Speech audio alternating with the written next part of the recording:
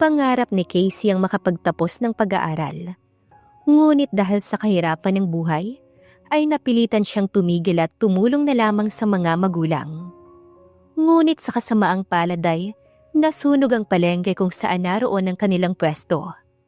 Hindi pa man nakakabawi ay nagkasakit naman ang kanyang itay at kailangan itong maoperahan sa lalong madaling panahon. Dahil desperado na ang dalaga, kaya naman lumapit siya sa baklang manager at humingi ng tulong. Dahil sa pagmamahal sa kanyang ama, ay nagawa niyang ibenta ang sariling puri kapalit ng malaking halaga. Anong buhay kaya ang naghihintay sa dalaga sa piling ng lalaking nakabili sa kanya? Madaling araw pa lang ay nasa palengke na ang dalagang si Casey upang tulungan ang mga magulang sa pagtitinda ng karneng baboy. May pwesto kasi sila ng baboyan sa palengke at ito ang kinabubuhay nilang mag-anak. 5 silang magkapatid at siya ang panganay. Bilang panganay ay responsibilidad ni Casey ang tulungan ng mga magulang sa paghahanap buhay. Dahil sa kahirapan ng buhay ay hindi na nakapag-college ang dalaga. Pinili na lamang niyang tulungan ng mga magulang sa palengke. At sa gabi naman ay nagtatrabaho siya sa isang bar bilang waitress. Maraming mga customers ang gustong itable ang dalaga ngunit ayaw niya. Ayaw niyang maging mababang babae sa paningin ng iba. Maraming pangarap si Casey at tutuparin niya ang lahat ng yon basta magsikap lamang siya. Alam ng dalaga na darating ang araw ay isa-isa niyang matutupad ang mga pangarap. Alam mo Casey, maganda ka at maraming mga kalalakihan ang gustong maitable ka. Bakit ayaw mong pumayag? Sayang ang datong. Ani ng baklang manager nila. Naku Ate Shasha, ayoko ng ganun. Ayaw kong maging mababang uri ng babae. Oo, mahirap lamang kami pero hindi yun sapat na dahilan upang ibenta ko ang aking kaluluwa. Ani ng dalaga. Nandun na tayo Casey. Pero sa hirap ng buhay ngayon, kailangan mong kumapit sa patalim.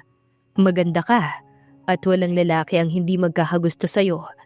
Kung ako sa'yo, gamitin mo ang ganda mo. Dahil yan ang mag-aahon sa inyo sa mundo ng kahirapan. Dagdag pang sabi ni Ate Shasha. Marami namang paraan Ate Sasha. Saka palagi naman tayong gagabayan ng Panginoon. Walang imposible basta manalig lamang tayo sa Kanya. Sagot ng dalaga sa baklang manager. Nang mapag-isa si Casey, ay nilapitan siya ni May, ang kasamahan niyang waitress. May itinuro ito sa kanya na isang lalaki na nakaupo sa may bandang dulo at mag-isa lamang ito sa table. Bakit? Sino ba ang lalaking yan? Walang buhay na tanong ni Casey kay May. Hindi ko nga rin alam pero sabi-sabi rito, mayaman daw yan. Single pa, kaya kung ako sa'yo, lapitan mo na. Tiyak, tiba-tiba ka sa kanya. Udyok sa kanya ni May. Sorry, pero hindi ako interesado. Saka kung sakali man na, ibibigay ko ang sarili ko ay sa lalaking mahal ko. Sa lalaking magiging asawa at ama ng mga anak ko. Okay, sabi mo Natatawang sagot ni May. Ngunit magbabago ang lahat ng magkaroon ng sunog sa palengke at isang kanilang pwesto sa naapektuhan. Hindi pa man nakakabawi sa nangyaring sunog ay nagkasakit naman ang kanyang itay. Napag-alaman nilang may liver cancer ito at kailangang operahan sa lalong madaling panahon. Gulong-gulo ang isipan ng dalaga.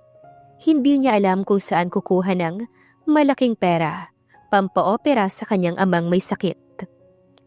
Ayaw niyang mawala ang ama. Masyado pa silang bata upang mawala ng isang ama. Gagawa siya ng paraan. Mailigtas lamang ang buhay nito. Ang balak sana ng kanyang itay ay isang lamuna ang kanilang bahay at lupa upang may magamit na pera pampaopera sa kanilang ama. Ngunit tumutol ang kanyang itay dahil pamana iyon ang yumao nitong mga magulang. Dahil si Casey ang panganay na anak, responsibilidad niyang kumilos at makalikom ng pera. Labag man sa kalooban ng dalaga ay nagtungo siya sa bahay ni Ate Sasha. Wala siyang ibang choice kundi ang ibenta ang katawan upang magkapera kaagad ng mabilis. Gusto mo raw akong makausap? Maarting tanong sa kanya ng baklang si Sasha. Oo, Ate Sasha, kailangan ko ng tulong mo. Kailangan ko ng malaking halaga, pampaopera ni tatay. Naiiyak na sabi ng dalaga sa baklang si Sasha. Kung mangungutang ka sa akin, Casey, pasensya na. Wala akong maipapautang sa'yo. Alam mo namang marami akong boylets na sinusustentuhan. Kinikilig pa nitong tugon sa dalaga. Hindi ako nandito, Ate Sasha, para mangutang sa'yo. Nandito ako upang sabihin na handa na akong ibenta ang katawan ko. Kailangan ko ng pera para maoperahan sa lalong madaling panahon ng itay. Pero may gusto sana akong ipakausap. Sana mapagbigyan niyo ako. Seryosong saad ng dalaga. Ano naman yun? Gusto ko sanang iisang lalaki lang ang magiging customer ko at gagamit sa katawan ko. Pagmamakaawa ng dalaga sa bakla. Pwede naman, pero hindi ka sabay magtatrabaho. Nagulat si Casey sa sagot ni Sasha. Hindi sa bar? Saan? May mga VIP customers kami na gusto ng iisang babae lang ang ikakama. Meron din namang naghahanap ng virgin at gagawing slave. Tamang-tama, virgin ka. Tiyak na maraming mag-aagawan sa'yo. Paliwanag nito sa dalaga. Slave? Gulat na tanong ng dalaga. Oo, slave. Babayaran ka ng malaking halaga. Bukod doon, ititira ka nila sa isang magandang bahay. Dahil kilala naman kita at alam kong may sakit ang itay mo, kaya libre kitang ihahanap ng customer na mayaman. Wala akong hihingi na komisyon dahil ito lamang ang maitutulong ko sa'yo. Naiiyak na niyakap ng dalaga si Sasha habang nagpapasalamat. Nang araw ding iyon ay sinamahan siya ni Ate Sasha sa isang VIP customer ng bar na si Jiro Chavez, ang pinakamayamang business tycoon sa Pilipinas. Pumasok sila sa isang mamahaling restaurant habang hinihintay na dumating si Jiro at hindi maipaliwanag ng dalaga ang kabang nararamdaman sa kanyang dibdib. Makalipas ang ilang minuto ay may lumapit sa kanila na pagkagwapo-gwapong lalaki na nakasuot ng tuxedo. Kung hindi nagkakamali ang dalaga ay ito si Jiro Chavez, ang lalaking bibili sa kanya at kukuha ng kanyang pagkababae. So, Sasha, siya ba ang sinasabi mo sa akin? Narinig niyang tanong ng lalaki kay Sasha. Yes, Mr. Chavez. Batang-bata at 100% na virgin. Abot-tenga ngiti ng bakla kay Jiro. Okay, hindi ko na siya ipapadaan sa laboratory para sa examination. May tiwala naman ako sa'yo at alam kong hindi mo ko lolokohin. Seryoso nitong sabi sa kanila. Thank you, Mr. Chavez. Alam niyo namang hindi ko kayo bibiguin. Proud pang saad ni Ate Sasha. Nang matapos mag-usap ang dalawa, ay nagpaalam na sa kanya si Sasha na aalis na ito. Hinatid na lamang ni Casey ng tingin ang papalayong manager. Bagamat kinakabahan ng dalaga ay walang atrasan. Naroon na siya at isa pa ay nakakahiya kay Ate Sasha. Hindi naman nakakatakot ang mukha ni Jiro. Bagkus ay ang gwapo-gwapo nito. Napaka-perpekto ng mukha, katawan, height at marami pang iba. Tumikim ang lalaki bago hinarap ang dalaga. What is your name? Anito sa baritonong boses na nagpalundag ng puso ni Casey. Casey Rosal po, sir. Kinakabahang tugon ng dalaga sa lalaki. Ilang taon ka na? Seryoso itong nakatingin sa mukha ng dalaga. 25 po, sir.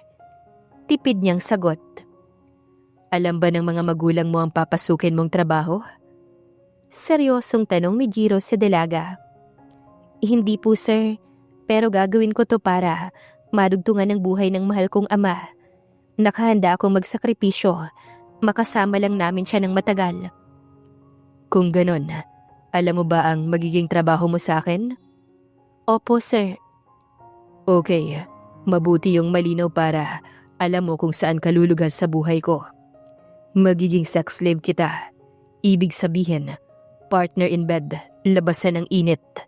Bawal kang ma-inlove sa akin. Bawal mong pakialaman ang mga gagawin ko. At higit sa lahat, bawal kang mabuntis. Matatapos lamang ang trabaho mo sa akin kapag sawa na ako sa'yo at kapag pinauwi na kita sa inyo. Tanging kama lang ang magiging papel mo sa buhay ko. Maliwanag ba, Miss Rosal? Yes po, sir. Maliwanag na maliwanag po. Good. Then, susunduin kita mamayang hapon. Pagkatapos ay bibigyan kita ng paunang down payment para sa iyong serbisyo sa akin. Hinatid siya ni Jiro sa kanilang bahay. Nagpasalamat muna si Casey sa lalaki bago bumaba ng kotse. Salamat po, sir, sa paghatid niyo sa akin. Tumango lamang sa kanya ang lalaki. Napansin niyang laging salubong ang mga kilay nito at mukhang ang hirap nitong pangitiin. Pagkapasok ni Casey ng bahay, ay kaagad niyang sinabi sa mga magulang na may trabaho na siya at mauoperahan na ang kanilang itay.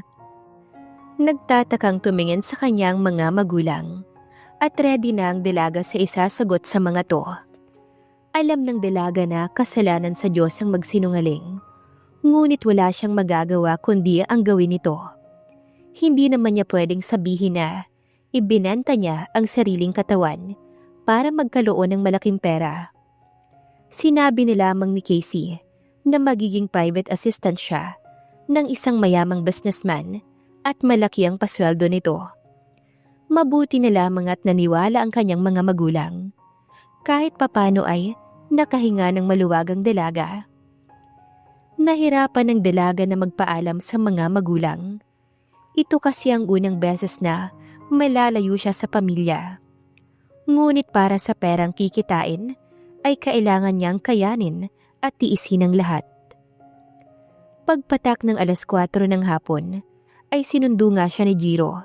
Katulad ng napag-usapan ay ibinigay nito sa kanya ang pera. 5 milyon yan, Miss Rosal.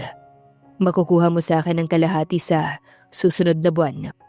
Bukod doon, bibigyan din kita ng allowance para makapag-shopping ka. Hindi lang yun sa oras na magustuhan ko ang performance mo, ay may bonus ka pang matatanggap sa akin. Alanganing ngumiti ang dalaga sa lalaki. Saka bumalik ng bahay upang iabot sa mga magulang ang pera. Ang daming pera nito, anak ah. Nanlalaki ang matang wika ni Mang Ronaldo nang makita ang laman ng envelope. Opo, itay. Para po yan sa pang-opera ninyo. Diyos ko, anak. Paano mo mababayaran kaagad ang amo mo? Nangangambang tanong sa kanya ng inay. Ako na po ang bahala, inay. Ang mahalaga, maoperahan si itay at gumaling. Mahal na mahal ko kayo. Naguguluhang niyakap ng dalaga ang mga magulang. Habang nasa biyahe ay tahimik lamang ang dalaga. Hindi alam kung saan siya dadalhin ni Jiro. Makalipas ang 1 oras na biyahe, sa wakas ay huminto rin ang sasakyan ng lalaki sa isang malaking bahay na sa tingin ni Casey ay bahay nito. Dito ka nakatira? Hindi maiwasan ng dalaga na itanong iyon sa lalaki. Yes, isa lang to sa mga bahay ko. Tugon ito sa dalaga. Halos mapanganga si Casey nang makita ang loob ng bahay ni Jiro. Napakaganda. Walang duda kung gaano kayaman ang isang Jiro Chavez. Sumunod siya nang umakyat ang lalaki sa ikalawang palapag ng bahay. Ito ang kwarto ko na magiging kwarto mo na rin habang nandito ka. Tayong dalawa lang po bang nandito? No, may 2 maid kasama dito na siyang nag-aasikaso sa akin. Wala kang ibang gagawin kundi ang paligayahin ako. Kinilabutan bigla si Casey sa huling salitang binanggit ng lalaki. Isipin pa lang ng dalaga na makikipagtalik siya sa lalaki, ay abot-abot na ang kabang nadarama niya. Paano pa kaya kapag ginawa na nila? Napapitlagang dalaga nang hawakan siya nito sa balikat. Maliligo ko. Baka gusto mong sumabay sa akin. Hindi naman ako sanay na maligo ng may kasama. Nauutal niyang sagot. Narinig pa ng dalaga ang mahinang pagtawa ni Jiro. Sabay hawak sa kanyang dalawang pisngi. Masasanay ka rin, sweetie. Dahil yun ang pinakagusto kong gawin bago makipagta.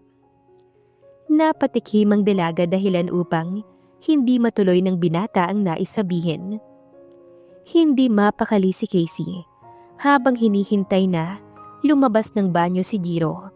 Pakiramdam niya, oras na lumabas ito ay katapusan na niya. Gustuhin man niyang umatras pero hindi pwede. Dahil nasa kanya na ang pera at bayad siya ng lalaki. Halos tumalo ng puso ng dalaga nang bumukas ang pintuan ng banyo. Mula roon ay lumabas si Jiro na nakahubot-hubad. Napanganga pa si Casey nang makita kung gaano kaganda ang katawan ng lalaki. Ang mga muscles na kay sarap sigurong sumandal. Ang dibdib na sagana sa balbon at ang abs nitong kay sarap hawakan. Sunod-sunod na tikim ng lalaki ang nagpabalik sa katinuan ng dalaga. Yung laway mo, tumutulo na. Nakangiti nitong wika sa kanya. Sa labis na pagkataranta, ay kinapa niya ang bibig. Kung may laway nga ba pero wala naman. Nahihiyang nagyuko ang dalaga. Nakakahiya ang kanyang ginawa. Nahuli siya nitong pinagnanasaan ang katawan nito. Pwede ka nang maligo para mag-dinner na tayo. Anito sa kanya. Okay po sir. Tipid niyang sagot kay Jiro. Saka tumalima patungong banyo. Ramdam niyang nakasunod pa rin ang mga mata nito sa kanya. Pakiramdam tuloy ni Casey ay para siyang hinuhubaran ng mga titig nito sa kanya. Nilak niyang mabuti ang pinto ng banyo. Saka naghubad ng mga damit. Napatingin ng dalaga sa malaking salamin na naroon. Pinagmasdan niyang mabuti ang katawan sa salamin. Ilang sandali na lang, mawawala na sa kanyang pagkababae. Na 25 years niyang iningatan. Bagamat nangihinayang ang dalaga ay masaya pa rin siya. Dahil mauoperahan ang kanyang itay, gamit ang perang pinagbentahan ng kanyang katawan. Mapait na ngumiti ang dalaga. Ni sa panaginip ay hindi niya naisip na ibibenta ang sarili. Pero para sa kanyang ama, lahat ay gagawin niya. Sinadya niyang magtagal sa banyo para i-relax ang sarili.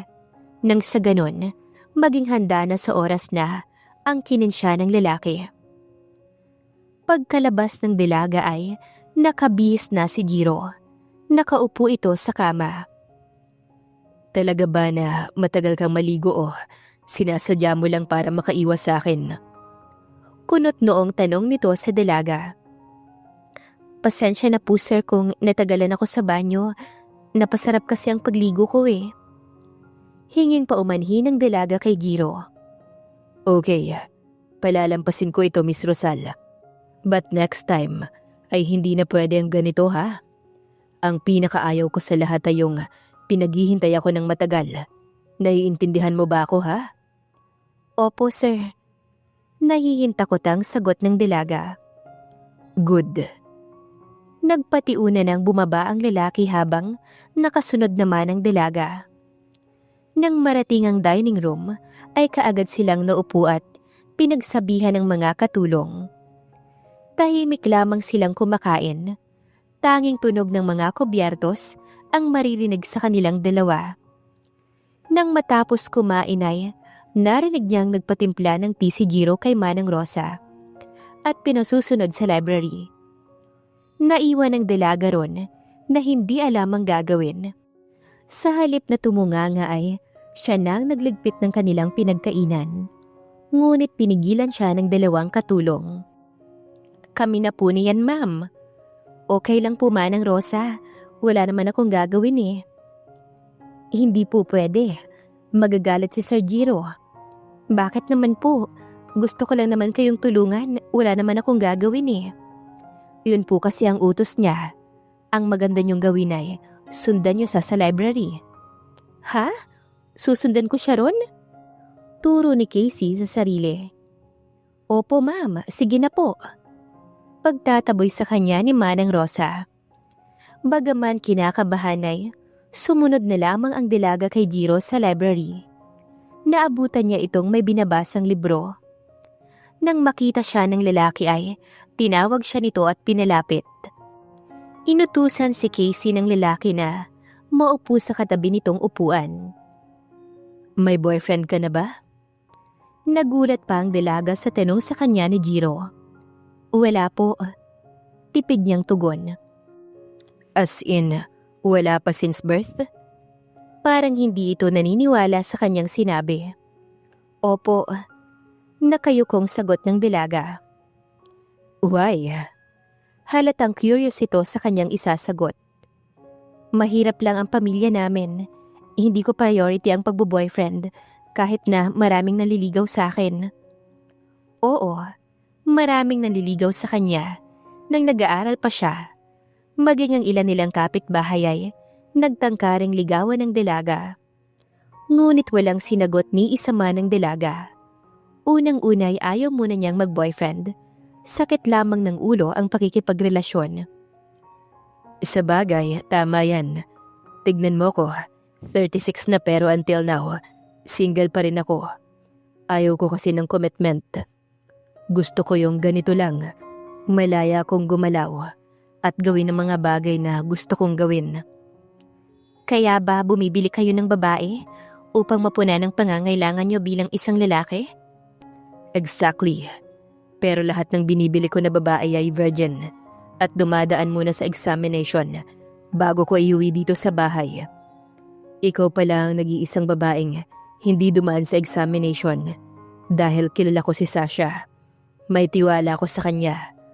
Alam kong hindi niya ako lolokohin.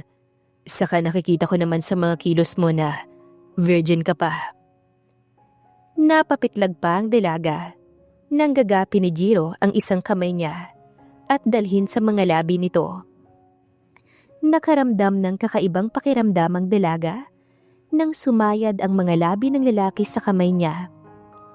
Hindi pa man nakakabawi ang dalaga sa ginawa ng lalaki, ay nakasunod na pala ito palapit sa kanya, dahilan upang magkalapit ang kanilang mga katawan. Diyos ko, ito na po ba yun? Ngayon na ba niya kukunin ang pagkababae ko? Tanging naibulong na lamang ng dalaga sa sarili. Naramdaman ng dalaga ang mga labi ni Jiro na humahalik sa kanyang batok paakyat sa kanyang tenga. Nakaramdam ang dalaga ng hindi maipaliwanag na init, dulot ng ginagawang paghalik sa kanya ng lalaki. Ilang saglit pa ay masuyong inangkin ng lalaki ang kanyang mga labi na kinalaki ng mga mata niya. Dahil first time niyang mahalikan, kaya naman hindi alam kung paanong magre-respond sa lalaki. Sa huli ay pinili na lamang ng dalagang gayahin ang paraan ng paghalik nito sa kanya. Natingin naman niya ay nagustuhan nito ang kanyang ginawa. Naramdaman na lamang ng dalaga nang ipasok ng lalaki ang isang kamay sa loob ng suot niyang blouse, dahilan upang mapasinghap siya. Sa bilis ng pangyayari, ay namalaya na lamang niyang nahubad na pala ng lalaki ang suot niyang blouse. Malaya nitong pinaglalakbay ang dalawang palad sa kanyang katawan, nagdudulot ng matinding init sa dalaga.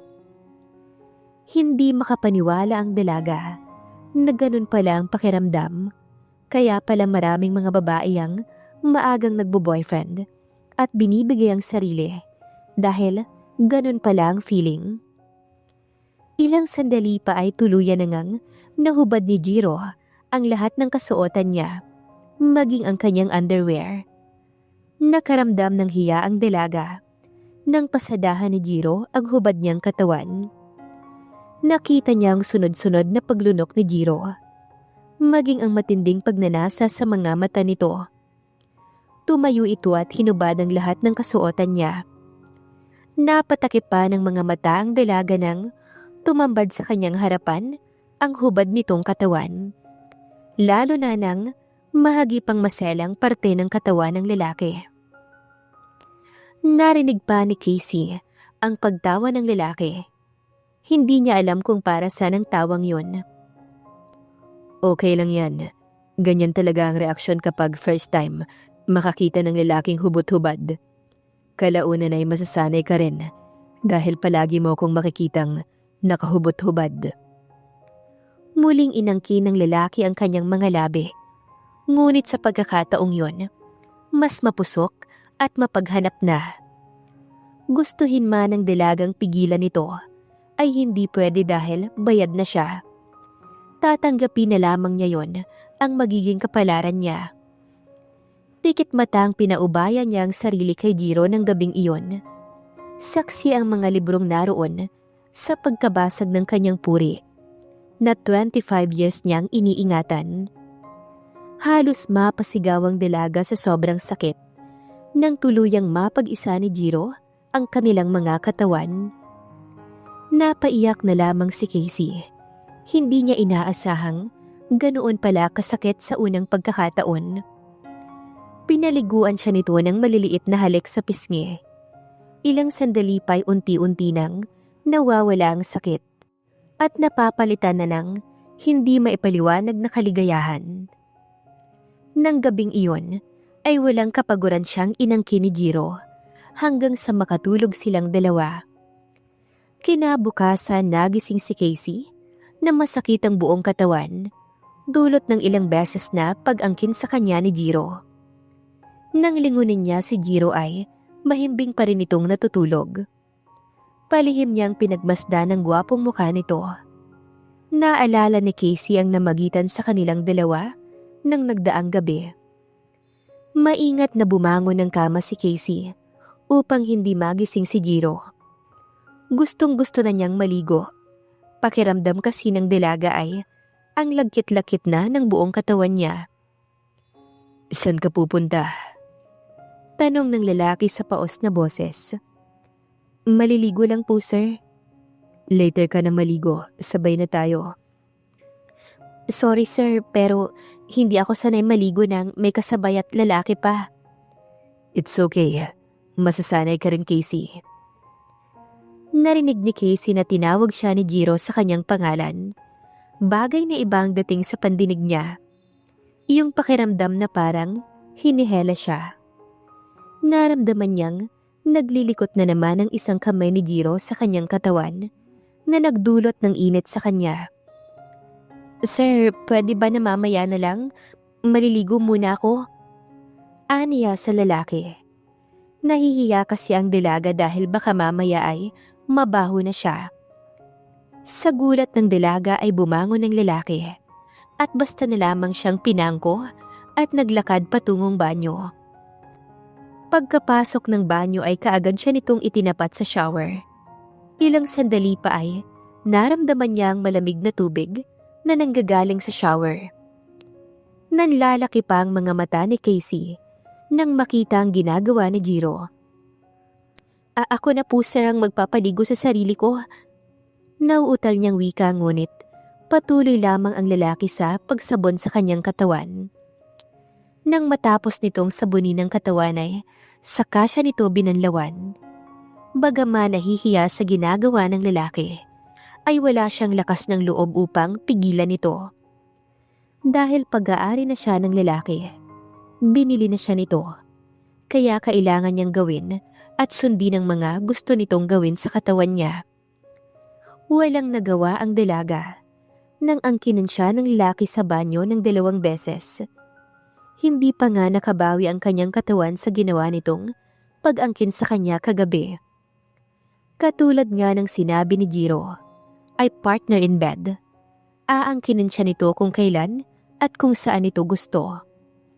Nung una ay nangangapa pa ang dalaga, ngunit makalipas ang 2 buwan, ay unti-unti na rin siyang nasasanay sa sitwasyon nila. Mabait naman si Jiro. Katunayan ay ibinibigay na nito sa kanya ang kabuuang bayad at binibigyan pa siya ng pang-shopping. Dahil hindi naman mahilig mag-shopping ang dalaga, kaya iniipon na lamang niya ang perang ibinibigay sa kanya ni Jiro. Naoperahan na rin ang kanyang itay at kasalukuyang nagkikimotherapy. Masaya siya dahil sa wakas, ligtas na ang pinakamamahal niyang ama. Nakapagpatayo rin ng maliit na sari-sari store ang kanilang inay. Sa araw-araw niyang nakakasama si Jiro, ay unti-unti namang nahuhulog ang kanyang loob sa lalaki. Alam niyang bawal pero anong magagawa niya? Kung tumitibok ang puso niya para dito. Hindi man sweet si Jiro sa kanya, ngunit alam niyang mabait ito kaya nakuha nito kaagad ang kanyang puso. Patuloy pang lumipas ang ilang buwan. Napansin ni Casey na bihira na siyang angkinin ng lalaki. Naisip niyang marahil ay sawa na ito sa kanya at maghahanap na ito ng bagong magiging partner sa kama. Kasi dati halos araw-araw siya nitong inaangkin, hindi lang isang beses, kundi maraming beses at walang palya yun. Ngayon kasi isang beses na lamang kung minsan ay wala pa. As in zero talaga. Sa totoo lang ay gusto niya yung hindi sila panay-panay kung magtalik. Pero nakakapanibago pala, lalo na't nararamdaman niyang bukod doon ay lumalamig na ang pakikitungo sa kanya ni Jiro. Masakit man isipin ngunit nasasaktan talaga ang dalaga sa pagbabago ni Jiro. Itinanim na lamang ni Casey sa kanyang isipan na maganda nga iyon para makauwi na siya sa kanila. Nang sa ganun ay makasama na niya ang pamilya. Ngunit may parte ng pagkatao ni Casey ang nasasaktan at nalulungkot dahil kapag nangyari yun ay tapos na sila ni Jiro. Isang gabi, matyaga niyang hinintay ang pagdating ni Jiro. Hindi naman nagtagal ay narinig niya ang tunog ng sasakyan nito. Dali-daling inihanda ng dalaga ang hapagkainan.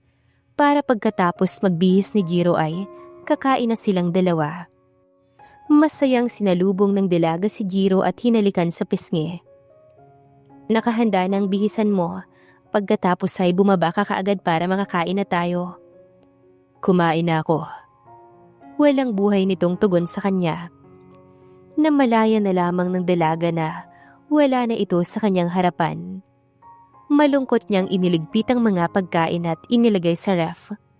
Hindi na rin siya kumain dahil nawala na siya ng gana. Pagkapasok ni Casey ng kwarto, ay tulog na si Jiro. Malungkot siyang tumabi sa lalaki. Araw ng Sabado walang pasok sa opisina si Jiro.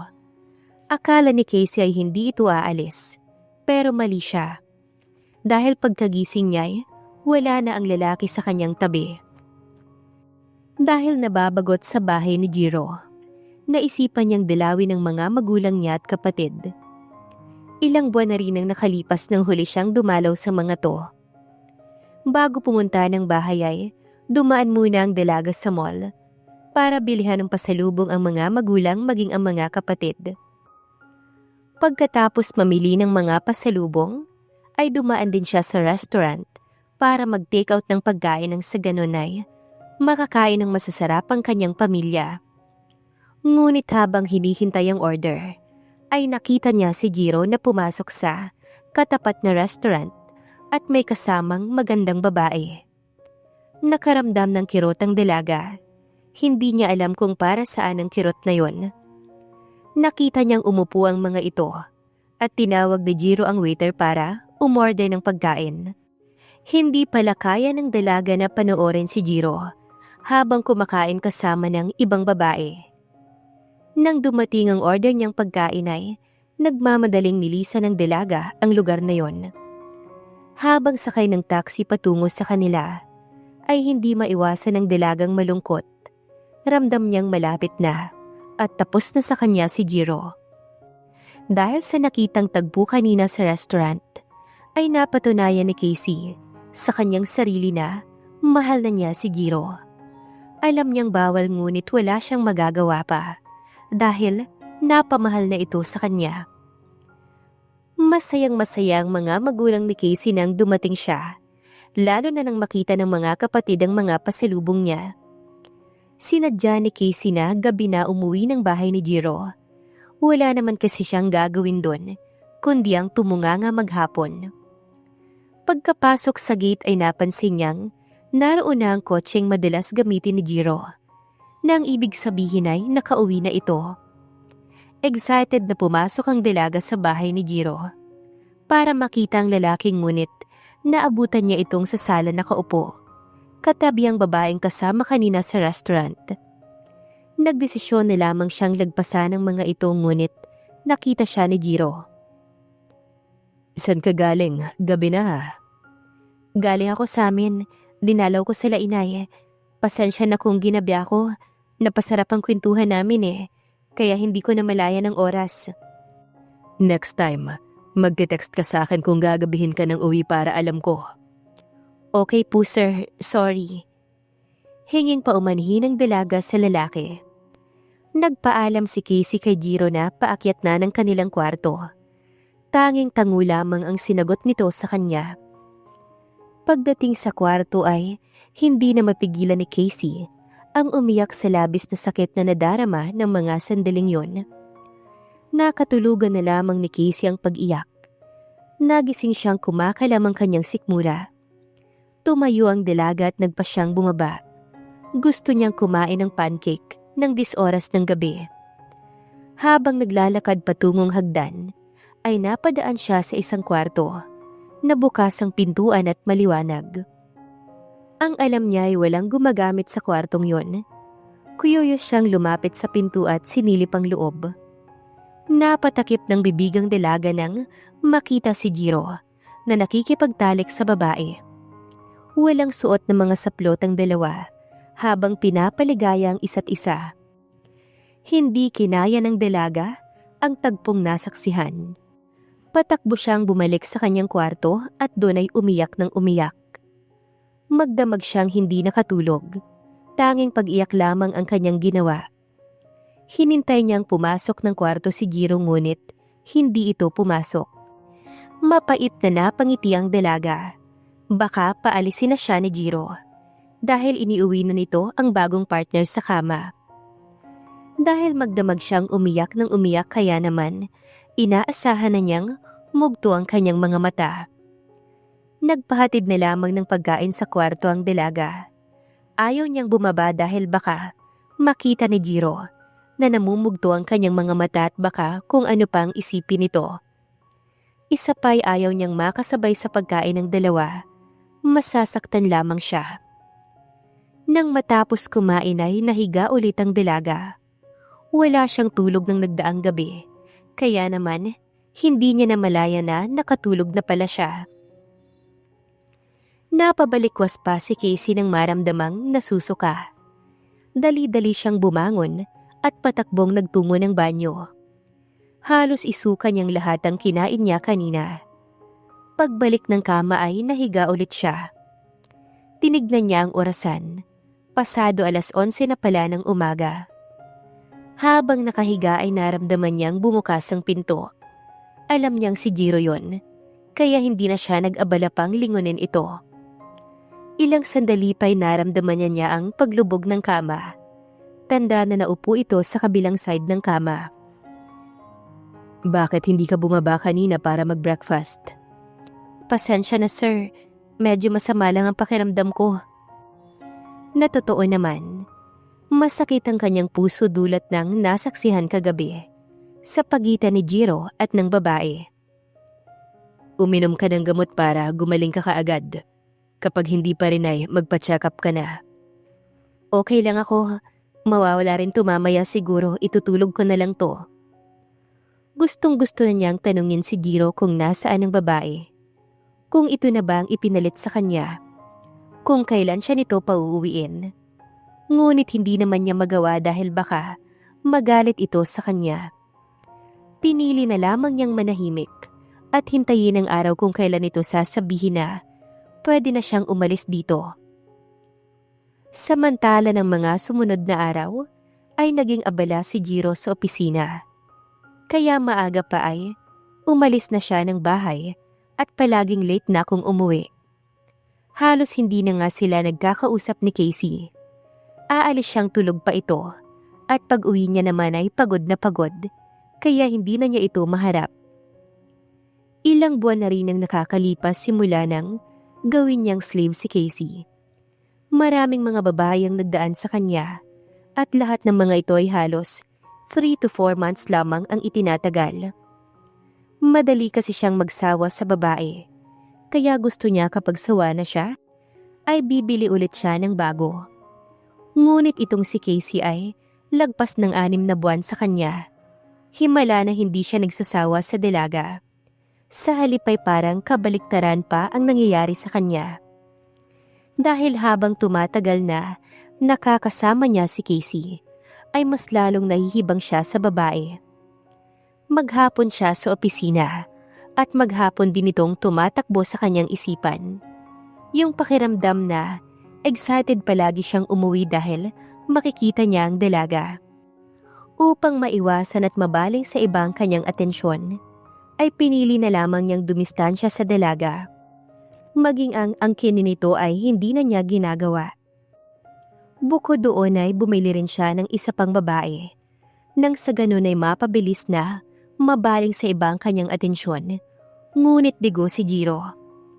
Kahit ibang babae ang inaangkin niya, ay mukha naman ni Casey ang kanyang nakikita. At init ng katawan nito ang hinahanap ng katawan niya.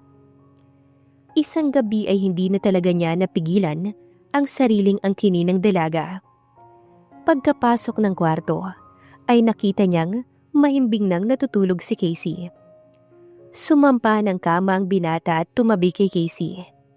Hinalikan niya ang leeg nito, paakyat sa mga labi dahilan para magising ito. Sir, sa halip na sagutin si Casey, ay mabilis niyang inangkin ang mga labi nito. Puno ng pananabik na inangkin niya ang dalaga. Hindi lang isa kundi maraming beses. Gusto niyang sulitin ang mga araw na hindi niya naramdaman ang init ng katawan ng dalaga. Nakatulog ito sa balikat niya habang siya naman ay gising na gising pa rin ng diwa. Dahil sa namagitan sa kanilang dalawa ni Jiro kagabi, kaya masaya ang gising ni Casey ng umagang yon. Naramdaman niya kagabi habang paulit-ulit siyang inaangkin ni Jiro ang pananabik nito sa kanya, at ganoon din siya sa binata. Ang akala niya ay babalik na sila sa dati, ngunit hindi pala, dahil kinatanghalian ay dumating ang babae at maraming dalang mga gamit. Bakit marami kang gamit na dala? Hindi na niya napigilan pa ang sariling tanungin ng nasabing babae. Ang sabi kasi ni Jiro ay dito na ako titira dahil gusto niya akong makasama mula umaga hanggang gabi. Maarting tugon ng babae kay Casey. Halos manghina ang buong kalamnan niya nang marinig yun. Masakit para sa kanya at nagsiselo siya dahil may makakahati na siya kay Jiro. Kung minsan ay iniisip niyang ano kaya kung umalis na lamang siya sa bahay na yon. Total, nandito na naman ang bagong babae ni Jiro. Ngunit mukhang hindi naman niya kayang iwan si Jiro. Nasanay na siyang kasama ito mula pagising sa umaga hanggang sa pagtulog sa gabi. Dahil wala naman siyang magagawa, yun ang desisyon ng lalaki kaya pikit mata niya iyong tinanggap makasama lamang ito. Simula nang dumating sa bahay na yon ng babae, ay halos doon na natutulog gabi-gabi si Jiro. Pumapasok lamang ito sa kanilang kwarto kapag maliligo at magbibihis. Pakiramdam ng dalaga ay durog na durog siya. Ngunit kailangan niyang magtiis dahil iyon ang gusto ng kanyang puso. Nang mga sumunod na araw, ay napapadalas ang pagkahilo at pagsusuka na labis niyang ikinabahala. Isang bagay lang ang kanyang naiisip at kailangan niyang makumpirma yon. Kinabukasan nagtungo si Casey ng klinik para magpa-check up. Gusto niyang malaman kung tama ba ang kanyang hinala na buntis siya. Nang dumating ang test result na isinagawa sa kanya ng doktor, ay kinakabahan niya itong binasa.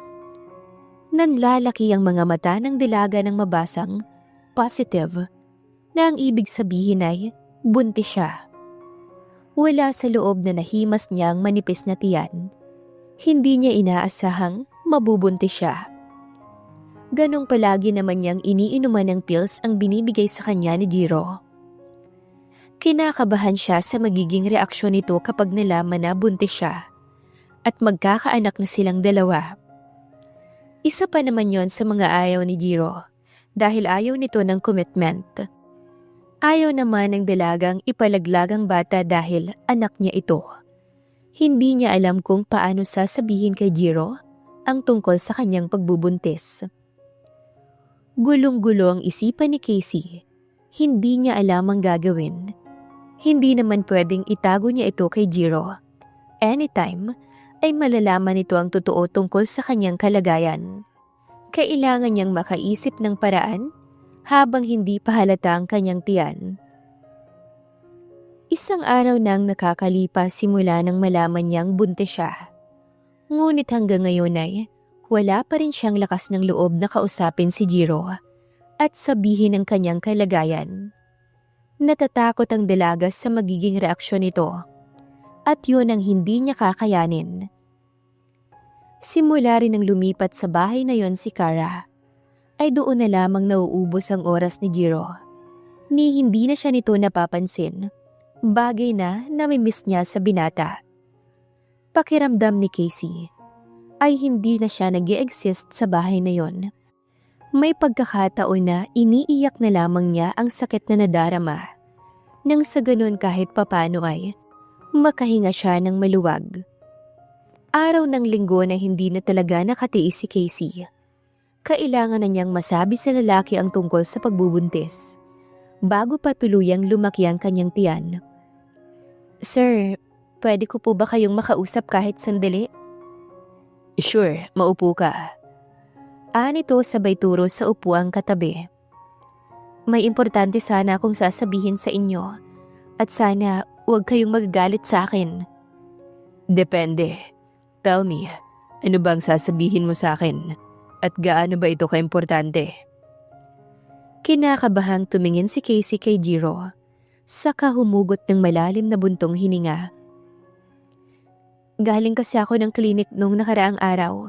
Nagpa-check up ako. Madalas kasi akong mahilo at magsuka. Lumabas sa test results na isinagawa sa akin na buntis ako. What? Napatayo bigla ang lalaki sa kinauupuan at napatingin sa tiyan ni Casey. Paanong mabubuntis kita? Palagi ka namang umiinom ng pills. At isa pa, ilang buwan na tayong hindi nagtatalik ka. Halos dumagundong sa buong kwarto nila ang lakas ng boses ni Jiro. Nahihintakotang tumingin dito si Casey. Hindi ko rin po alam kung paanong nangyari na nabuntis ako. Ni minsan ay hindi ko naman nakakaligtaang uminom ng pills. Naiiyak niyang sabi kay Jiro. Una pa lang sinabi ko na sa'yo na hindi ka pwedeng mabuntis. Pero anong ginawa mo, bakit ka nabuntis? Sigurado ka ba na anak ko ang batang dinadala mo? Alam mong ikaw lang ang lalaking pinag-alayan ko ng sarili ko. Bakit ngayon parang pinagdududahan mo ko? Nakaramdam ng hinanakitang dalaga para kay Jiro. Lumalabas na pinagdududahan siya nito at hindi ito naniniwalang anak nito ang batang kanyang dinadala. Hindi mo ako masisisi, Casey. Unang-una, umiinom ka ng pills at pangalawa, imposibleng magbuntis ka. Matagal na tayong hindi nagtatalik unless may iba kang lalaki maliban sa akin. Labis siyang nasaktan sa sinabi ni Jiro. Alam ng Diyos na kayo lang ang lalaki sa buhay ko. Pero kung ayaw mo sa bata, hindi ko naman siya ipipilit sa inyo. Ang gusto ko lang naman ay malaman mo, hindi yung ganito na pinagbibintangan mo ko na may ibang lalaki dahil hindi yun totoo. Umiiyak niyang iniwan sa kwarto si Jiro. Nagtungo siya sa balcony at doon ay umiyak ng umiyak. Hanggang sa wala ng luhang gustong pumatak sa kanyang mga mata. Dahil sa nangyari ay napagdesisyonan niyang umalis na sa bahay na yon at iwan na ito total, may bago na naman itong laruan. Kalabisan na kung mananatili pa siya ron, lalo na't hindi naman ito tanggap ang kanilang anak. Kinabukasan ay kaagad siyang umuwi sa kanila. Ipinagtapat niya sa mga magulang ang kalagayan maliban sa ibinenta niya ang sarili kay Jiro. Sinabi na lamang niya na nagka-boyfriend siya at hindi pinanagutan. Awang-awa sa kanyang mga magulang niya, ganon din siya sa kanyang sarili. Kailangan niyang tanggapin na walang amang makikilala ang kanyang anak. Samantala, nagulat si Jiro nang malaman sa mga katulong na umalis na ng bahay si Casey. Alam niyang hindi naging maganda ang pag-uusap nilang dalawa kahapon. Pero hindi niya akalain na aalis na ito at iiwan siya ng basta-basta na lamang. Aaminin niyang nagkamali siya. Napagsabihan niya ito ng hindi maganda pero hindi naman niya yon sinasadya. Nabigla lamang siya. Sinasabi ng kanyang isip na huwag siyang maniwala kay Casey. Ngunit sinasabi naman ng kanyang puso na kailangan niya itong paniwalaan dahil nagsasabi ito ng totoo. Gulong-gulo ang kanyang isipan ng mga sandaling yon. Hindi niya alam kung ano ang susundin, kung isip ba o puso. Dahil magkaiba ang sinasabi ng mga ito sa kanya. Simula nang makabalik sa kanila si Casey, ay itinuon na lamang niya ang lahat ng oras sa pamilya at sa kanilang maliit na sari-sari store. Dahil maliit pa naman ang kanyang tiyan, kaya naisipan niyang magluto ng mga kakanin para idagdag sa kita. Kahit papano ay nalilibang ang dalaga at pansamantalang nakalimutan si Jiro. Sa totoo lang ay namimiss niya na ito pero kailangan niyang tiisin at sanayin ang sariling wala na si Jiro sa buhay niya. Masaya na ang dalaga kahit hindi naging sila ni Jiro dahil may anak itong may iwan sa kanya at magpapaalala na minsan ay nakasama niya ito. Nawala man sa kanyang virginity ng ilang taon niyang iniingatan ay nailigtas naman niya ang buhay ng kanyang itay at hindi lang yon, may bonus pang anghel. Excited na si Casey na maipanganak ang kanilang baby ni Jiro. Pagkalipas ng ilang buwan, ay normal at ligtas niyang naipanganak si Jiro Jr. Nakahawig na kahawig ni Jiro, kaya naman ginawa niya itong Junior. Nakangiti si Jiro habang tinitignan ang mga litratong ibinahagi ni Casey sa Instagram nito. Walang dudang anak niya ang bata. Kamukhang kamukha niya ito. Halos lahat ay sa kanya nito nakuha. Gustong-gusto niyang puntahan si Casey ngunit nahihiya siya dahil sa ginawang pag-aakusa sa dalaga.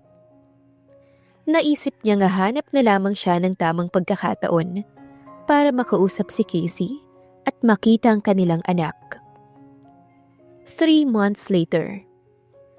Habang abala si Casey sa anak ay nilapitan siya ng bunsong kapatid at sinabi nitong may bisita siya. Ha? Ako? May bisita? Sino naman? Nagtataka pa ang dalaga. Wala naman kasi siyang inaasahang bisita. Jiro ang pangalan niya, ate. Halos tumalo ng puso niya nang marinig ang pangalan ni Jiro. Iniwan niya muna ang anak sa kapatid para labasin si Jiro. Nakita niyang ito ay nakaupo sa kahoy na sofa. Sir Jiro, naligaw po yata kayo dito sa amin. Ani niya sa nauutal na boses. Hindi ako naligaw dito, Casey. Actually, nandito ako dahil ikaw talaga ang sadya ko. I am sorry kung hindi ka agad kita pinaniwalaan. Magulo lang ang isipan ko nun. Nandito ako ngayon dahil gusto kong makita ang anak natin. At bukod doon ay may gusto sana akong sabihin sa'yo about sa anak natin. Malaya mong madadalaw ang anak natin. Hindi ko siya ipagkakait sa inyo, Sir Jiro. Kayo ang ama ng anak ko. Katulad ko ay may karapatan din kayo sa kanya. Anytime na gusto mo siyang puntahan ay bukas ang bahay namin para sa'yo. Thank you, Casey. Pero gusto ko sanang bumalik ka na sa bahay. Gusto ko kayong makasama ng anak natin. Natigilan si Casey sa winikang iyon ni Jiro. Hindi niya inaasahang pababalikin siya nito sa bahay nito. Hindi ko alam sir kung anong dapat kong isagot sa inyo. Masyado kong nagulat sa alok mong ito sa akin. Naiintindihan kita, pero sana naman ay pagbigyan mo akong makasama ang anak ko. Please, Casey. Ang akala pa naman ni Casey, kaya siya pinapabalik sa bahay nito ay para mabuo ang kanilang pamilya. Yun pala, anak lamang niya ang concern ni Jiro. Masakit ang katotohanan na kailangan niyang tanggapin. Ang anak lamang niya ang nag-uugnay sa kanilang dalawa. Nanaig sa puso niya ang pagmamahal sa anak at para mabigyan ito ng kompletong pamilya. Kahit na kunwari lamang ay pumayag siya sa gusto ni Jiro. Nilunok niya ang pride para lang makasamang mag-ama. At para makasama rin niya ang lalaking minamahal. Nang hapon ay lumipat silang mag-ina sa bahay ni Jiro. Ngunit sa pagkakataong yon ay hindi na siya sa dating bahay na pinagdalhan nito sa kanya dati. Mas malaki, mas maganda ang bahay na kinaroroonan nila ngayon. Kaagad silang sinalubong ng mga katulong. May kinuhang yaya si Jiro na mag-aalaga sa kanilang anak.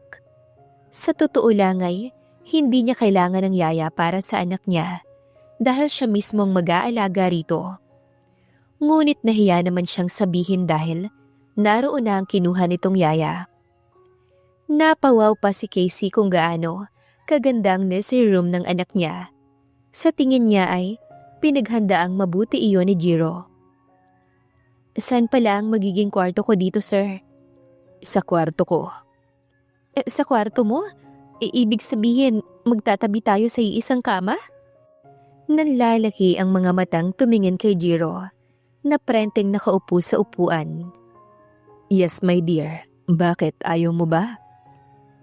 Siguro mas mabuti kung dito na lamang ako sa kwarto ni Junior. Pag-iiba niya sa usapan. Hindi mo pa sinasagot ang tanong ko, Casey. Ang sabi ko, ayaw mo ba akong makatabi sa pagtulog? Ilang segundong katahimikan ang namayani sa kanilang dalawa. Namalayan na lamang niyang nakalapit na pala ito sa kanya at titig na titig sa mga labi niya. I miss you, Casey. Kailangan kita sa buhay ko. Hayaan mo kong bumawi sa inyo ng anak natin. Hindi mo kailangang bumawi, sir. Wala ka namang obligasyon sa akin. Sapat na sa akin na makitang mahal mo ang anak natin at nakahanda kang maging mabuting ama sa kanya. Hindi lang anak natin ang kailangan ko. Pati ikaw, Casey. Kailangan kita sa buhay ko. Kailangan mo ko sa buhay mo para ano? Para maging partner in bed? Labasan ang init ng katawan mo? Aniya sa garalgal na boses. Konting-konti na lang talaga ay tutulo na ang kanyang mga luha. Na kanina pa niya pinipigilang tumulo. No, Casey. Kailangan kita sa buhay ko dahil ikaw ang ina ng anak ko at... At ano, Sir Jiro? Sabihin mo sa akin para malaman ko ang nilalaman ng puso mo. Mahal kita, Casey. Matagal ko nang gustong sabihin sa'yo pero nauunahan ako ng takot. Takot na baka hindi tayo pareho ng nararamdaman at iyon ang ayaw kong maramdaman. Sa tanang buhay ko ay hindi pa ako nagmamahal ng ganito. Hindi uso sa akin ang salitang pagmamahal. Kontento na ako sa mga magulang ko at sa karangyaang tinatamasa pero nagbago ang lahat ng dumating ka sa buhay ko. Sa araw-araw na nakakasama kita, ay patindi ng patindi naman ang pagmamahal na nararamdaman ko para sa'yo. Pag-amin sa kanya ni Jiro, hindi alam ng dalaga kung ano ang mararamdaman ng mga sandaling yon. Mahal din niya ang lalaki. Kung totoo ang mga sinasabi mo, bakit bigla kang nanlamig sa akin? Tapos, nagdala ka pa ng babae sa bahay mo. Alam mo, labis akong nasaktan sa ginawa mo, pero tiniis ko lang lahat dahil sa pagmamahal sa'yo. Wala kang narinig sa akin na nagreklamo ko sa setup nating tatlo sa bahay. Pakiramdam ko nun, ang tanga-tanga ko dahil pumapayag ako na may kahati sa'yo. Sa bagay, ano nga bang karapatan ko eh? Binayaran mo lang naman ako para maging laruan mo sa kama. at puna ng pangangailangan mo bilang isang lalaki. Sorry, Casey. Hindi ko sinasadyang masaktan ka. Ginawa ko lamang yun upang makaiwas sa'yo at mabaling sa ibang atensyon ko. Mahal na mahal kita, Casey. Nakikiusap ako sa'yo na sana bigyan mo pa ako ng isa pang pagkakataon na ayusin ko ang pamilya natin. Mahal din kita, Jiro. Umiiyak niyang pag-amin sa lalaki. Magsimula tayong muli. This time, sisiguraduhin kong hindi na kita masasaktan. Basta, magtiwala ka lamang sa akin, mahal ko. Dahil sa pagmamahal kay Jiro, kaya kailangan niyang sumugal para mabuo ang pamilyang pinapangarap niya. Isang linggo ang nakalipas simula nang magkaaminan sila ng feelings, ay isinama siya ni Jiro sa bahay ng mga magulang nito. Bagamat kinakabahan ay kailangan niyang labanan ang kabang nadarama para sa pagmamahal niya kay Jiro. Labis ang tuwang nadarama ni Casey nang mainit siyang tanggapin ng mga magulang ni Jiro. At ang mga ito pa mismo ang nag-volunteer na sila nang mag-aayos sa kanilang kasal. Bago ang kasal ay mauuna muna ang binyag ni Baby Junior na kaagad naman nilang sinang-ayunan. Masayang masaya si Casey dahil mababait ang mga magulang ni Jiro na kahit mahirap lamang siya ay kaagad siyang tinanggap ng mga ito para sa uniko iho nila. Makalipas ang isang buwan, matagumpay nilang napabinyagan si Baby Junior. Halos malula siya sa sobrang enggrande. Labis-labis ang pasasalamat niya sa mga magulang ni Jiro, na ngayon ay malapit na rin niyang maging pangalawang magulang dahil todo support ito sa kanila. Maging ang mga magulang niya ay natutuwa rin dahil nakahanap siya ng mababait na mga biyanan at asawang mahal na mahal siya. Ni sa panaginip ay hindi niya naisip na ang lalaking bibili sa kanya ay siya palang nakatadhana para sa kanya. Habang hinihintay ang kanilang kasal, ay walang araw na hindi bumabawi sa kanilang mag-ina si Jiro na labis niyang kinatuwa. Tinutuon nito ang pangako sa kanya. Walang araw na wala itong sorpresa sa kanya. Pakiramdam tuloy niya ay bumalik siya sa pagka-teenager. Isang hapon kalalabas lamang niya ng supermarket, ay may babaeng tumatawag sa kanya nang lingunin niya ito ay si Kara. Mabuti naman at natsyempuhan kita rito, Casey. Mataray nitong wika sa kanya. Bakit? May kailangan ka ba sa akin? Oo, may kailangan ako sa'yo. Tungkol to kay Jiro. Anong tungkol kay Jiro? Gusto kong layuan mo si Jiro dahil sa akin siya. Kami ang dapat na magpakasal, hindi kayo. Ako ang totoo niyang mahal at hindi ikaw. At sino ka para sundin ko? Mahal ako ni Jiro, kaya nga akong pakakasalan niya at hindi ikaw. Maaring pareho tayong naging slave niya, pero magkaiba tayong dalawa, Kara. Ako ang ina ng anak niya, ako ang mahal niya, at higit sa lahat, ako ang pakakasalan niya. Hindi yan totoo. Mahal ako ni Jiro, naramdaman ko yun nang magkasama kaming dalawa. Kaya nga nawala ka sa picture, hindi ba? Nang dumating ako sa buhay niya, ako ang naging priority niya at hindi ikaw. Ang kapal ng mukha mong sabihin yan sa akin. Para sabihin ko sa'yo, Kara, ako lang nag-iisang babaeng minahal ni Jiro Chavez at wala nang iba pa. Inis niyang tinalikuran si Kara. Ngunit sa gulat niya ay binuhusan siya nito nang hawak nitong kape. Ayan, magkape ka muna para magising ka sa katotohanan na ako ang mahal ni Jiro at hindi ikaw.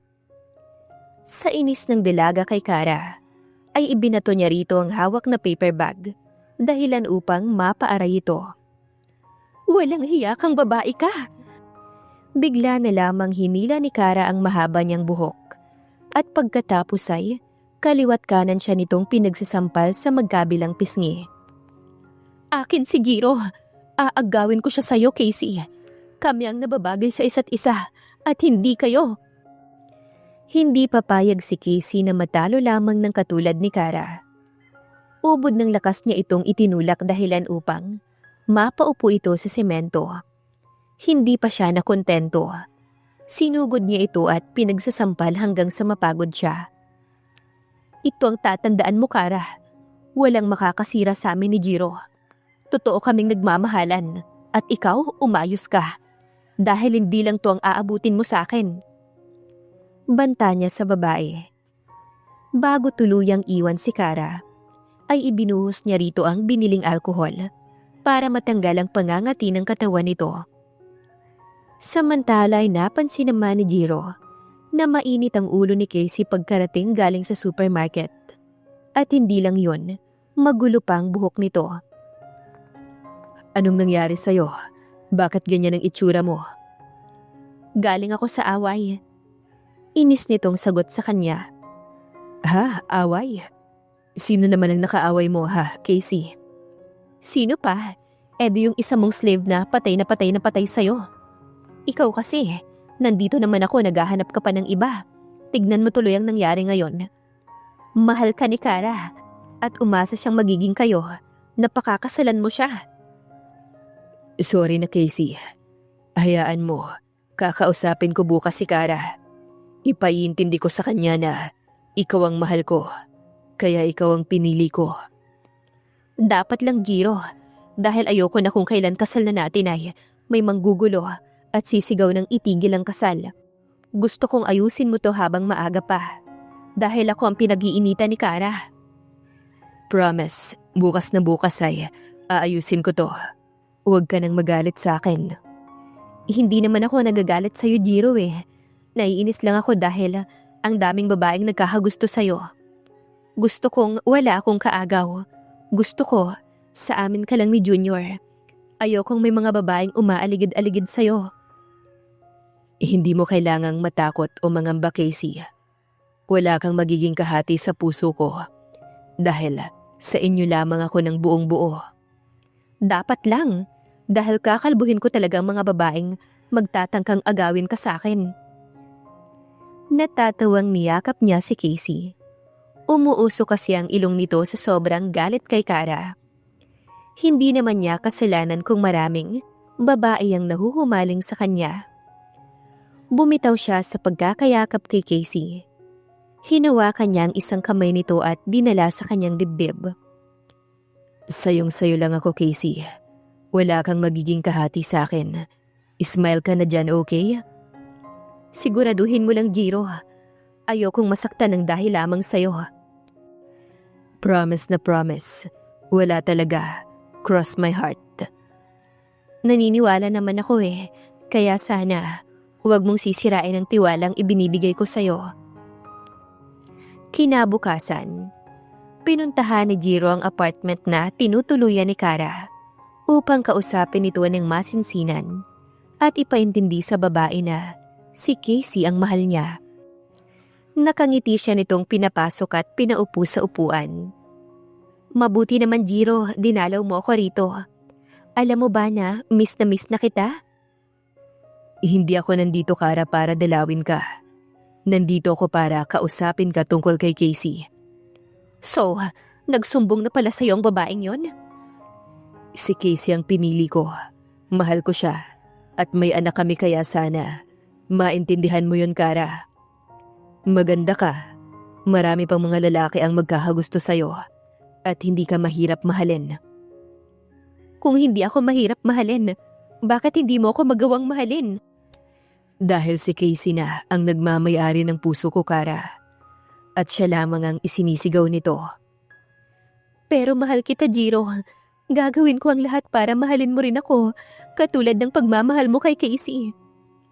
Tama na, Kara. Kalimutan mo na ako. Ilang buwan na lamang ay ikakasal na kami ni Casey. Magiging buong pamilya na kami. Kung totoong mahal mo ko, ay maiintindihan mo ko. At gugustuhin mong makita akong masaya sa piling ng babaeng minamahal ko. Nakita ni Jiro ang pagtulo ng mga luha nito.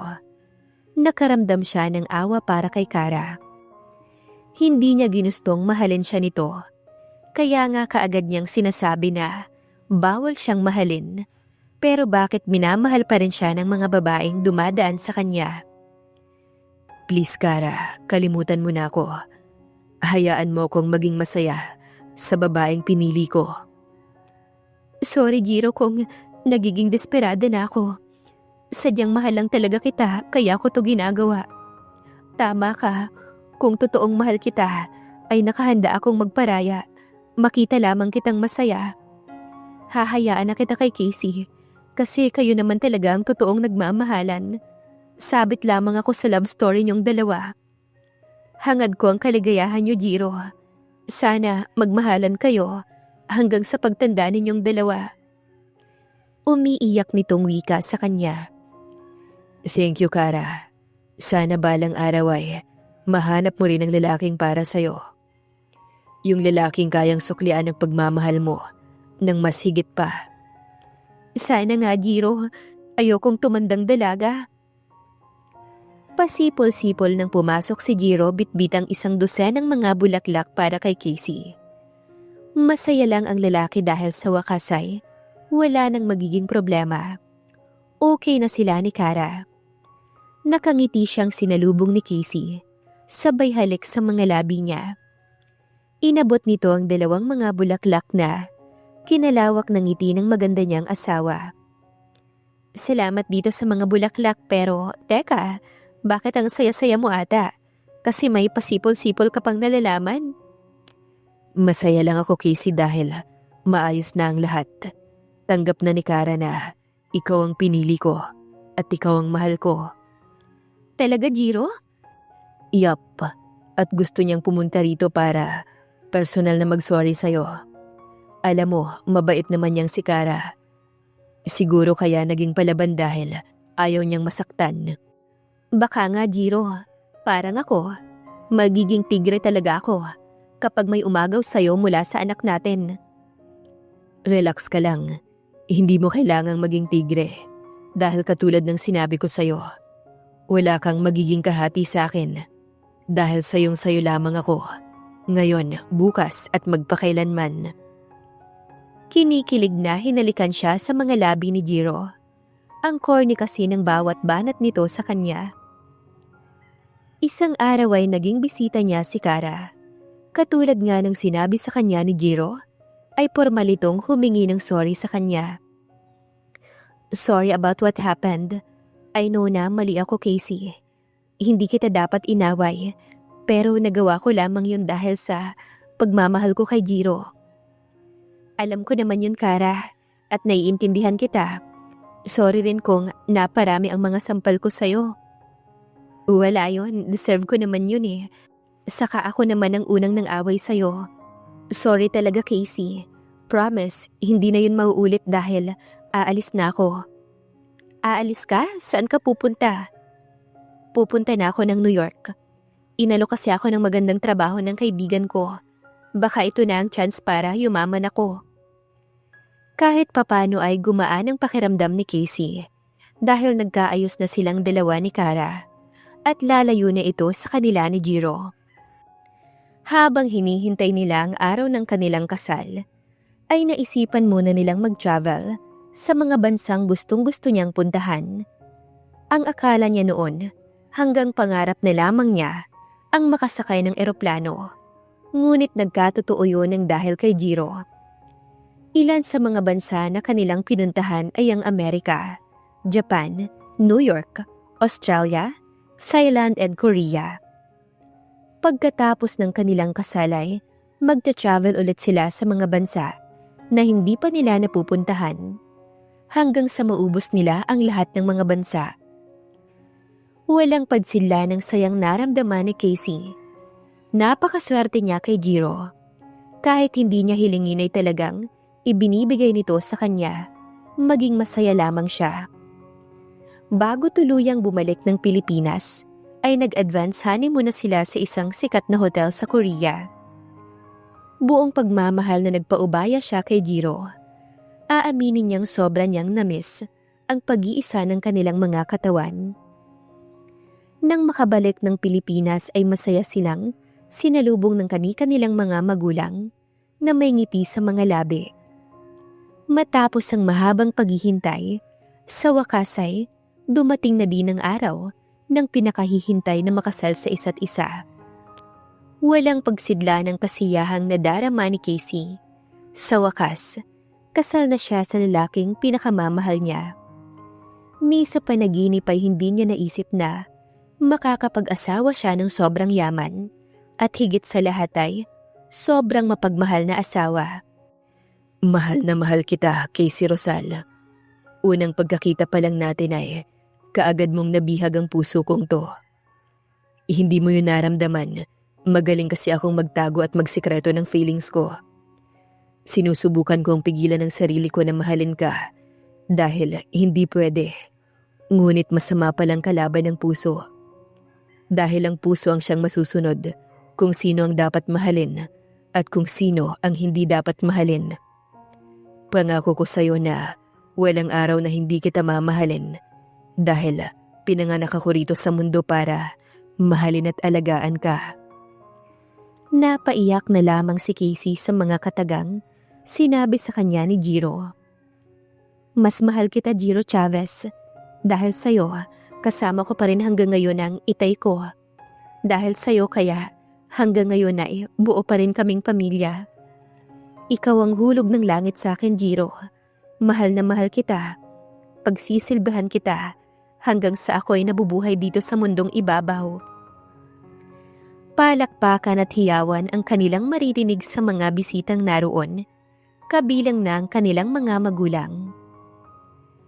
Congratulations anak, sa wakas may asawa ka na. Huwag mong kalimutan ang mga bilin ko sa'yo ha? Ani ng inay niya, bago siya nito niyakap ng mahigpit. Tama ang inay mo, Casey. Mahalin mo ang asawa mo, katulad ng pagmamahal sa akin ng itay mo. Tignan mo kami, matatanda na pero hanggang ngayon ay hindi pa rin nawawala ang pagmamahal namin sa isa't isa. Segunda naman ang kanyang itay. Nakangiti siyang tumango sa mga magulang. Ngayon kasi ay may ideya na siya kung paano magiging mabuting asawa at ina. Hindi pa man natatapos ang kasiyahan, ay umakyat na kaagad silang mag-asawa. Iyon kasi ang gusto ni Jiro. Ikaw kaya mo ko niyaya dito sa kwarto dahil may bala ka sa akin, no? Pangaasar pa ni Casey sa asawa. Of course, may balak talaga ako sa'yo, mahal ko. Gusto kong sundan na natin si Baby Junior. Ano? Sigurado ka ba dyan sa sinasabi mo? Oo naman. Bakit, mukha ba akong nagbibiro? Hindi pwedeng magbiro ang gwapong mukhang to. Turo ni Jiro sa sariling mukha. Ay, ang yabang. Saan yung gwapong mukha na pinagyayabang mo, ha? Ito. Turo ulit ni Jiro sa sarili na ikinatawa na lamang ni Casey. Ang yabang mo talaga, Jiro Chavez. Tinawag mo akong mayabang? Oo, bakit? May angal ka, ha? Wala, mahal. Ikaw talaga, hindi ka na mabiro. Sige na nga, hindi na ako gwapo dahil yun ang sabi mo. Natatawang pinupog ng halik sa pisngi ni Casey ang asawa niya. Dahil sa ginawa mo ay may punishment ka sa akin. Anong punishment ang pinagsasabi mo dyan, Jiro Chavez? Kunwari ay mataray niyang tanong sa asawa. Ngunit sa gulat ay basta na lamang siyang binuhat na parang kay gaan-gaan at isinampay sa balikat nito.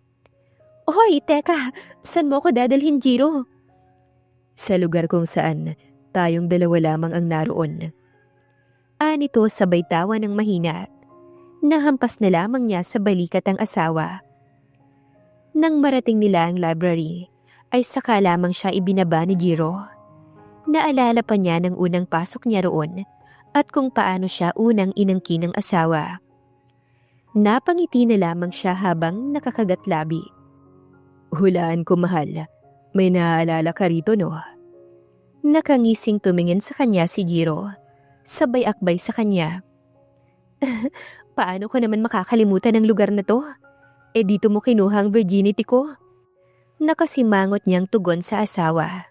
Sa halip na sagutin siya ng asawa ay mainit nitong mga labi ang naramdaman niya sa kanyang mga labi. Nakaagad naman niyang tinugon. Ilang sandali pa ay kapwa na sila mga hubot-hubad at malayang inaangkin ng isa't isa. Hindi nagtagalay, sabay silang nakarating sa rurok ng kaligayahan na may ngiti sa mga labi. The End.